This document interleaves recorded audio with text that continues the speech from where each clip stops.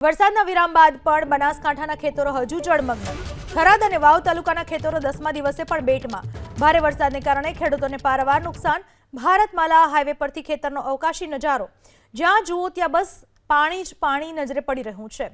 બનાસકાંઠામાં ધોધમાર વરસાદ વરસ્યો। અનેક ગામડાઓ પાણીમાં જાણે ગરકાવ થઈ ચૂક્યા હતા। અનેક ગામડાઓ બેટમાં ફેરવાઈ ચૂક્યા હતા। લોકોના ઘરો પાણીમાં ગરકાવ થઈ ગયા, ખેતરો તળાવ બની ગયા અને હજુ વરસાદે વિરામ લીધાને જે ભારે વરસાદ વરસ્યો હતો તેને 10 દિવસ થયા હોવા છતાં હજુ પણ ખેતરોમાં પાણી ભરાયેલા છે। બનાસકાંઠાના થરાદ વાવ પંથકમાં ધોધમાર વરસાદ છે। વરસાદના કારણે ઠેર ઠેર ખેતરો ભરાયા છે। ભારતમાલા ઉપરથી તમને ખેતરોનો નજારો બતાવીશ। તમે જોઈ શકો છો તે પ્રમાણે આ ખેતરો જળબંબાકાર જેવી સ્થિતિ છે, જ્યાં જુઓ ત્યાં પાણી જ પાણી નજરે પડી રહ્યું છે। વાવ અને થરાદના જે ખેતરો છે તેમાં જળબંબાકારની સ્થિતિ છે। અનેક ખેતી પાકોને નુકસાન થયું છે।